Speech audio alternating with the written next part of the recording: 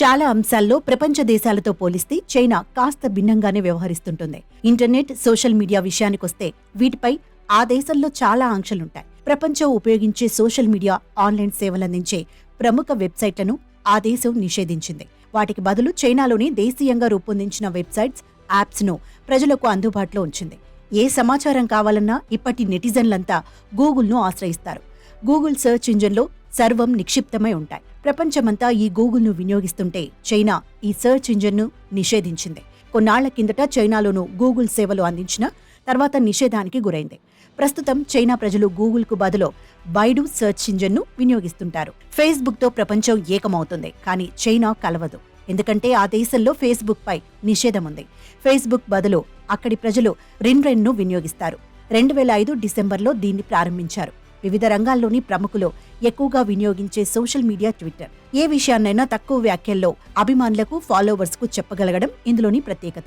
అయితే చైనాలో ట్విట్టర్ స్థానంలో వీబో వచ్చి చేరింది. 2009లో ప్రారంభమైన ఈ సోషల్ మీడియా వెబ్సైట్ చైనా నెటిజన్లను ఎంతగానో ఆకట్టుకుంటోంది. వీబోలో కొన్ని కోట్ల మంది యూజర్లు ఉన్నారు. చైనాలో ఈ యూట్యూబ్ను నిలిపివేశారు.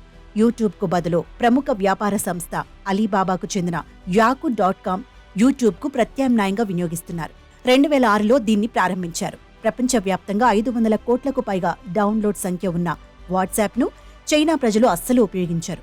వారికంటూ ప్రత్యేకంగా వీచాట్ యాప్ ఉంది. వాట్సాప్, ఇన్స్టాగ్రామ్లకు ప్రత్యామ్నాయంగా ఈ వీచాట్ ఉపయోగపడుతోంది. జీమెయిల్, యాహూ, హాట్మెయిల్ తదితర సంస్థలు ఈమెయిల్ సేవలను అందిస్తున్నాయి. ప్రపంచవ్యాప్తంగా ఎక్కువ మంది వాడేది మాత్రం జీమెయిల్నే. చైనాలో మాత్రం ఈ జీమెయిల్ వాడకం నిషేధం. చైనీయులు ఎక్కువగా నెట్ ఈజ్ను వాడుతుంటారు. గూగుల్ సంస్థ ఉత్పత్తులన్నింటినీ నిషేధించిన చైనా గూగుల్ మ్యాప్స్ను మాత్రం ఎందుకు వదిలేస్తుంది? దాన్ని చైనాలో ఉపయోగించకుండా అడ్డుకుంది. అయితే గూగుల్ మ్యాప్స్కి బదులుగా అక్కడి ప్రజలు బైడు మ్యాప్స్, రష్యాకు చెందిన మ్యాప్స్ మీని ఎక్కువగా వాడుతుంటారు. డేటింగ్ యాప్స్లో ఎక్కువ మంది ఉపయోగించేది టిండర్. చైనాలో టిండర్కు బదులుగా చాలా యాప్స్ అందుబాటులో ఉన్నాయి. అయితే వాటిలో మోమో యాప్ను ఎక్కువగా వినియోగిస్తుంటారు.